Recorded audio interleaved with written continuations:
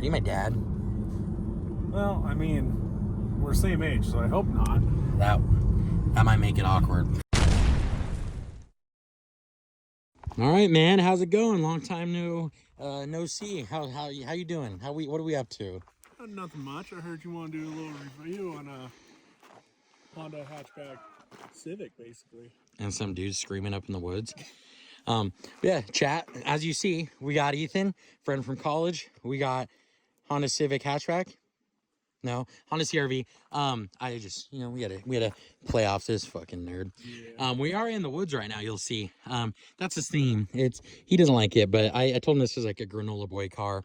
So that's kind of the theme of the video, and it is a mountain, mountain-esque car. It's a sport, but it's also not a Subaru Forester. Lots of people in the woods today. One of the last nice weekends of summer, so we're going over it. But back to Ethan. Walk me through it. What do we got here? We got a 2024 Honda HRV, 4-cylinder 2.0, all-wheel drive.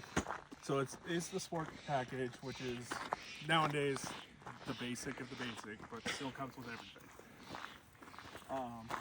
I really like this thing, going from my old school Blazer that wasn't too great. Justice can clarify on that one. Yeah, and I'll try and input a picture, or my editor will, if he does the job. Okay, Lane, you heard me. But yeah, so when I met Ethan, we're in college. We're both working on stuff, took an auto body class. When I met him, he, ironically enough, had also a white SUV, but it was a Chevy Blazer. And not just a square body Chevy Blazer, the Rotten Blazer that it coined for a while, the gamer tag and all that. And it was a piece. It was a project. It was not my favorite vehicle, because this guy constantly working on it, dumped money into it, and I was like, this thing, I'm not sure if you sit in that driver's seat, it's gonna have a floor pan. It might just fall out. Luckily it did have floor pan. It was kind of a pile. It was cool because it's a square body, and so obviously that's sick. But then after that, he ended up in Pontiac Grand Am or Grand Prix, almost the same. And then he also had a, I don't know, like a 90s, late OBS Chevy pickup. Chevy 1500. 1500, yeah, something like that. But then just having some difficulties with some of that, just older vehicles. They always have something up with them. We end up here at the HRV. I keep wanting to call it a CRV. It's Sasquatch Logistics? Oh, no, not even. Almost. We work at Menards, and the shipper is Sasquatch Logistics, so I think it's funny. But anyways, continue. We got the 2024 upgrade from your last cars. What was the vehicle you drove most recent before this? 2014 Nissan Altima. Nissan Altima. It was okay. Like it was fun to speed in, but I couldn't really get places to go fishing. So that's what because this guy is a real speed demon, chat. But no, we did write in this earlier to get out here. We disregard the intro. I just gotta get bust your balls. But it is a pretty nice car, especially for being a base model. Like, it kind of holds it down. What's I guess the things you enjoy most about it, really? I like that it's got the original build K-series motor in it. Yeah, I don't see that often and anymore. I'm not a big racer guy by any means, so that isn't totally my total lingo. I know motors, I kind of understand them. They go bang. Sometimes spark plugs need to change. Sometimes oil needs to change. I'm familiar enough to be dangerous. He is popping the hood over here. Get ready to feast your eyes on this. But one thing I will say, because he did pop this for me earlier, so I could get kind of a rundown. For a new vehicle, this has a surprising amount of room to work on stuff.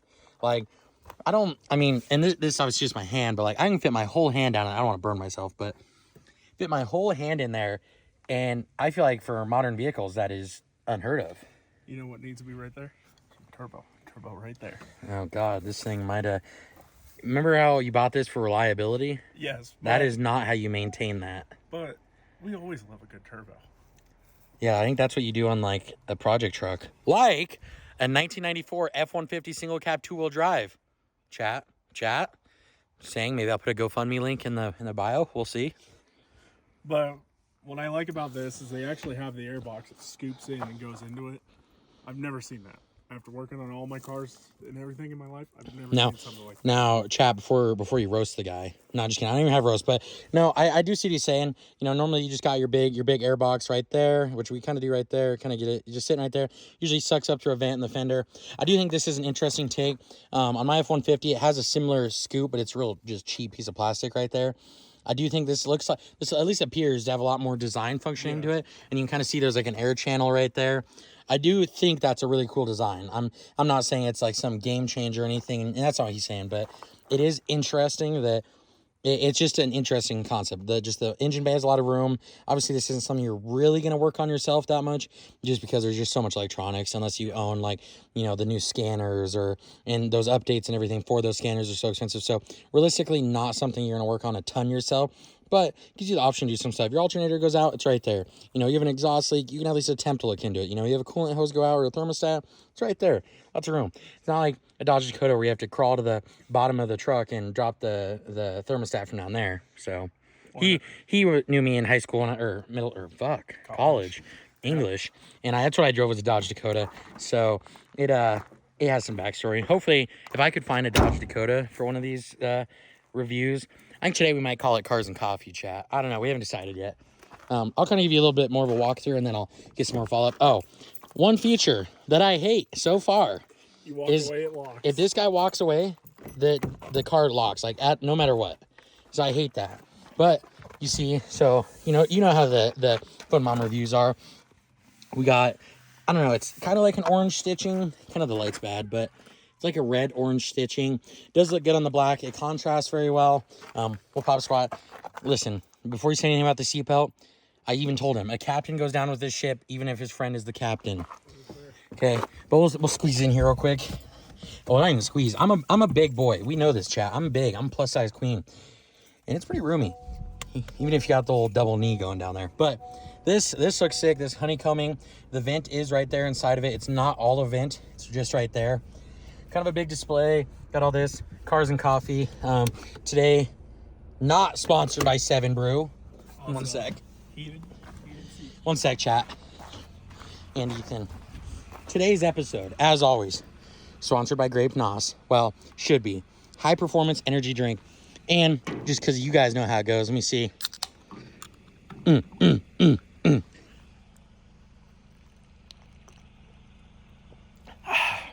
Now, you know what that's going to give you, chat?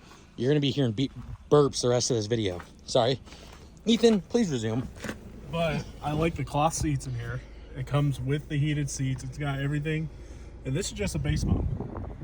You don't see this often anymore. Like in the old stuff, the base model was the lowest you can get. Now, this is what a base model is.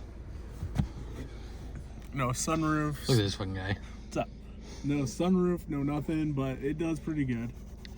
I will say, and we were kind of talking about this earlier, it is like, yes, vehicles have gotten so much more expensive, but people also need to understand a simple car has so many features now that it's shocking. So the price was going to go up either way. These creature comforts aren't needed, but they're definitely nice, and they add so much luxury. If you're spending 20, 30, 40,000, whatever it be, you want something that when you get in it, you feel good. Like, you agree? Oh yeah, this is probably the best one I've sat in so far. Yeah, like we talked, he's owned several vehicles before, and this one, I mean, I'm not gonna say it was cheap. I think he said, what, 38 in total with all the interest built up. Yeah, so you get interest, you get, your warranties, whatever. But it's not bad. And I know you're gonna be like, $40K, you could get this 2019 Mustang GT with a 5.0 Coyote.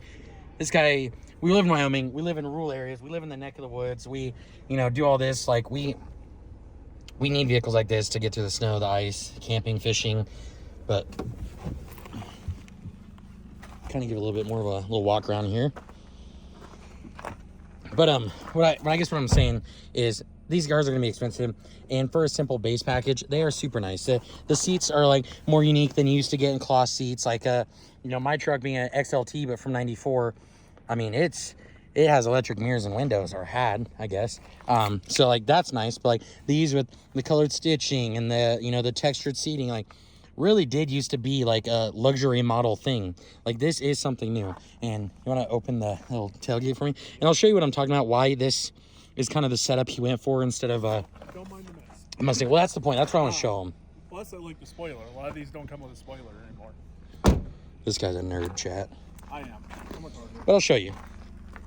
Lots of stuff. He's got to haul it. He's an HVAC tech. Like, don't mind the mess. I'm switching different jobs, so I gotta take my tools with me. yeah, you know, what welders say? They drug up. But also notice the expired temp tag. It's chat. fine. It's only a couple weeks. All right. Well, I mean, it kind of gives you an experience of it. I think we'll hop in now. Maybe go for a little cruise just to see what we think of it, what we like about it. Another car driving by with some squeaky brakes. But yeah, like I said, I think it really is like a Subaru Forester in a way, but not in like any negative way. It's nice. It has the commodities. It has the 4-wheel drive, has the all-wheel drive, or whatever. It's the same thing. But yeah, it kind of reminds me of a cheap Crosstrek. yeah, and it gives you a lot of options to come to places like this. And chat, if you notice, what I'm kind of going for here is every episode have a theme. And this one theme, like the woods, you know, like forest, nature, like peace, you know, getting away from society. I don't remember which one's mine. All right, chat. There's Mesa. If you know about them motherfuckers.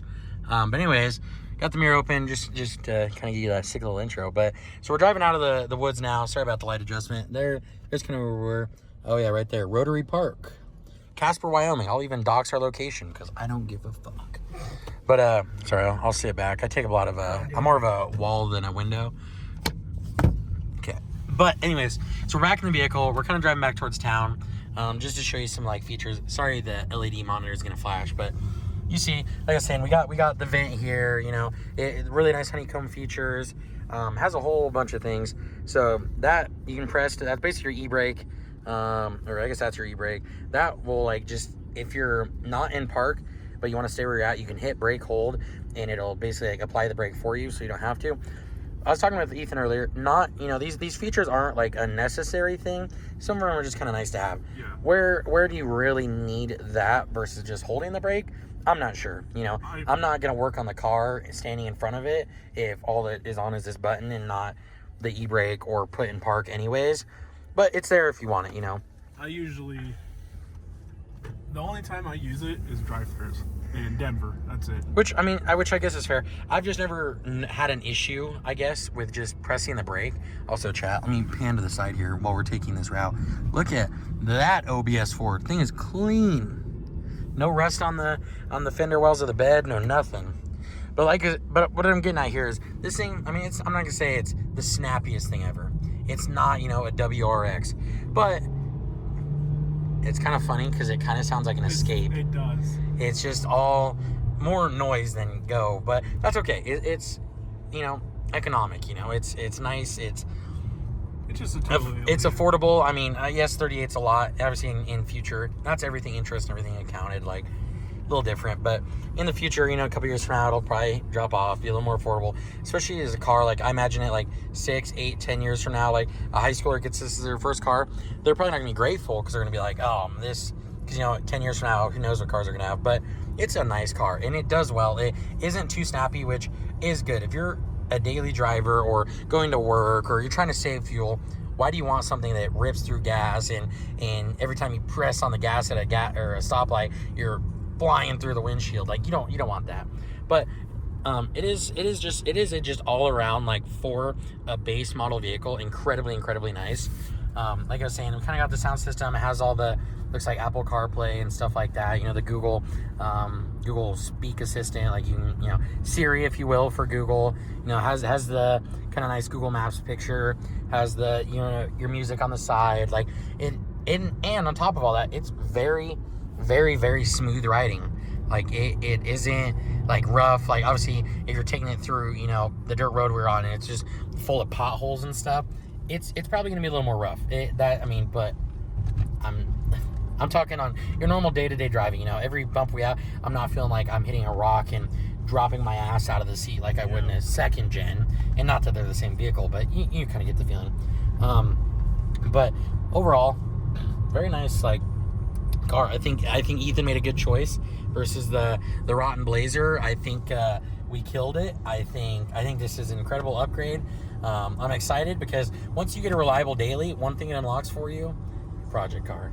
Like, and that's the goal, right? Because you have money, you're not spending on your everyday driver, you're not trying to fix it constantly, you're not always having to repair something. Like, you're set. Like, you can just make your monthly payment, go about your day. Obviously, you have to make a monthly payment. Some people are super against that, but what do, you know? But nonetheless, he has a reliable daily. He can drive this every day. He's not, gonna freak out and, have to, I don't even know, I guess, do your brakes, do your rotors, do an oil change, everything, like, as soon as you bought it, because you bought some car off Facebook Marketplace for $2,000. Like, it is nice to just be able to get in something and go. And as I even explained to him earlier, with me in a Dodge Dakota, I actually really love Dodge Dakotas. Like, I'm kind of a Dodge Dakota fangirl, right, chat? And but I wasn't gonna get in my Dodge Dakota and drive it to Denver. I wish I'd kept it, because just to have as like a daily or put it around town would have been fantastic. I really regret that. But nonetheless, with my current truck, I can drive these places. I drove to Austin and stuff like that, and I'm not worried about it. Also, one more final view of the trees and the city as we're kind of crawling up here, chat. Hard to appreciate on camera, I've learned. But yeah, as you can see here too, it's kind of like, touring, if you will. Like, there's taking the weaves, the ebbs and flows of the road. Although a road doesn't really ebbs and flow because it doesn't move, it stays stationary. I don't know what that mansion is, but there's like 5 garages on the side of it. Looks like something out of like a 90s rom-com movie. So I actually, in elementary, they did a tour of that place. There's a farm right behind it. It's kind of cool. This guy's like giving me dad lore. Are you my dad? Well, I mean, we're same age, so I hope not. That might make it awkward. But yeah, that's I'm already on 0.5. Sorry, chat, panicked. But that's kind of what I'm saying. It rides so nice. You're taking these turns. I'm not really feeling like I'm about to eject out the seat. And on a lot of these vehicles, that does become, more of the shocks need replaced or the brakes need replaced. But that's kind of what I'm getting at is, and this is my kind of stance. I don't think everybody should necessarily get a loan, should buy a vehicle. But everybody says, I can't afford a new vehicle. I am a believer that a lot of people can't afford a used vehicle, because if you buy these used cars, you're doing these brakes, you're doing these shocks, you're doing, all of these upgrades, these features, even just to get it to driving reliable again. Whereas you don't have to drop $38,000 at a dealership. Mine was like 35, and that's because I bought like a $4,000 warranty, like all this stuff, right? But you can do all this stuff without getting, even if it's used but newer. That's the biggest thing. I think living off these 90s pickup trucks isn't realistic anymore, because a 94 is 30 years old now. And like, not saying they lose their value. I love older trucks, and so does he. But these old trucks, most of them, if you're getting them for a decent price, have not been kept care of. And it's like, how do you justify buying this truck been beat to hell by a high schooler versus spending, even 10,000 more, 20, whatever it be more, right? But then on the alternative, you have a vehicle you don't really have to work on ever. And like in this case, Ethan was pretty lucky. Came with a 2-year, pretty much everything covered warranty, all oil changes, everything covered. Like, he doesn't even have to pay for that. So really, that's 2 years. All he pays is his monthly payment. And yeah, at the end of the year, probably depending on his monthly payment, you're in 6,000-7,000, whatever. And yeah, you might not have spent $7,000 on your used vehicle, and I understand that. But like, it really is a creature comfort. You're getting all these amenities. You're getting this nice car. You're getting this comfortable seats. You're getting all these little doohickeys and gadgets. You're getting your sport mode, your low mode, your radio. None of this is necessary, but it's something you spend the money on and you feel rewarded for it. Because you could just as easy spend $7,000 on your used Facebook Marketplace truck, and you might be fucked. Now, if it's your first vehicle, you're right out of high school, I do not encourage getting a vehicle like this. Yeah. I don't think high schoolers should have nice cars, but we're adults. I mean, we're not old, but I think you're 23 also, right? 24. He's 24. I'm 23. We're there. I mean, we're adults. We have full-time jobs. Like, yeah, he's in not in career change, just job change. But I mean, that's naturally happens. Man, this thing is so loud without really going anywhere. That's funny. But yeah, like I said, I'm not encouraging to go get a loan, and that's not the point of this video, but that's just my thought is I do think things like this are nice to just have the creature comforts and be able to just hop in. And once you hop in, you can go where you want to go. And that just to summarize, like, I think that this era of vehicles like are insanely expensive right now, but I think there is deals to be had out there, and I think getting a new vehicle instead of putting around in your pray to God 1993 Toyota Corolla that has 400,000 miles that has already been a shitter the whole time you've owned it, or was a shitter before you got it, sometimes it's worth considering getting these loans. I'm not a financial advisor, but I'm not trying to encourage this, but it is nice. And this is mainly coming from experience of myself and knowing Ethan, owning, you know, like I said, the Rotten Blazer, the Grand Prix, was it an Altima? Yeah. The Altima, like, and the Altima wasn't that bad. I think the Altima was just overly expensive for no reason. And obviously there's a lot of other choices. You can buy a $20,000 Ford Escape instead of this for $38,000. I will say I'm an avid Ford Escape hater, and I think this offers a lot more stuff than a Ford Escape, but a Ford Escape is also $20,000. So it's like, weigh your options. But nonetheless, like, gorgeous car. All right, chat. So that's kind of, as usual, these are going to kind of be Yap Fest. What do we say? Cars and Coffee. I think that's kind of a good name. Still, it's Funbombs Garage, Cars and Coffee, Cars Reviews, whatever you want to call it. But that was the Honda CRV owned by our friend Ethan, right? Sick car. Already yapped a lot, so I won't give you all that. I'll probably throw in a quick little lane, insert the montage.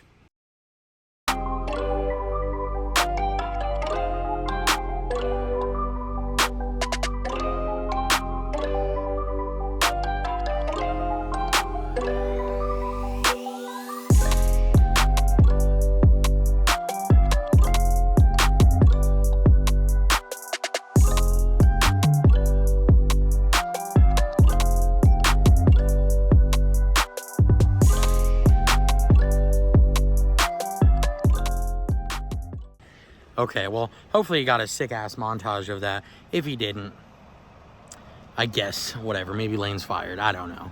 But, like I said, so there's it is. We'll kind of find a little walk around what we got here. Kind of got, I like the, didn't even see this before, the almost like, I don't know, I don't want to call that a honeycombing, but it almost is. Just the patterned intake. From afar, it does almost look like a little angry fish with its mouth open.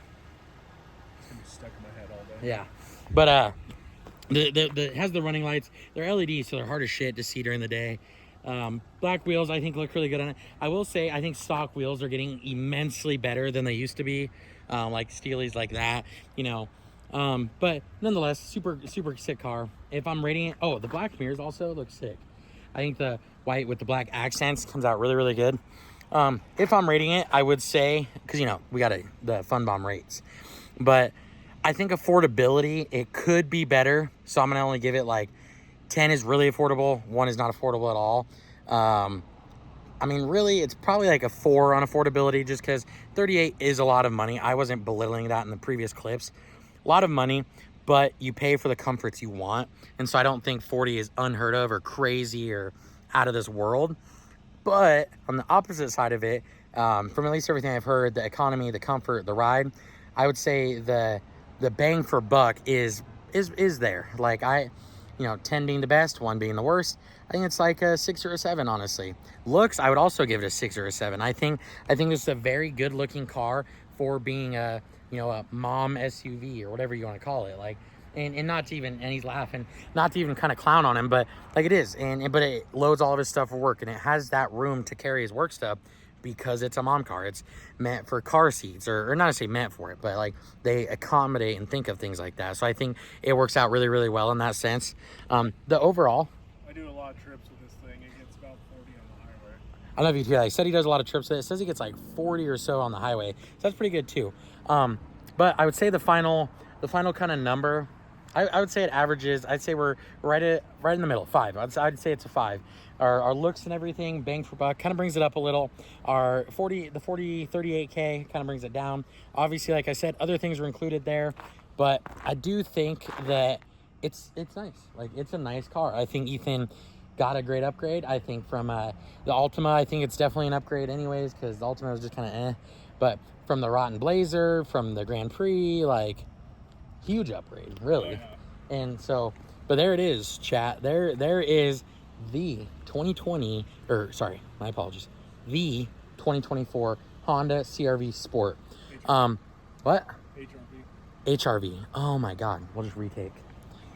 There is the 2024 Honda HRV Sport. When I looked these up, I was trying to give them a little more detailed stats of this. there's like a million different iterations of this. There's hybrid, non-hybrid. He doesn't think it's a hybrid, but I was having a hard time finding the sport without a hybrid. So I don't know. We're both kind of stupid, so it could be anything. But that is Funbombs review.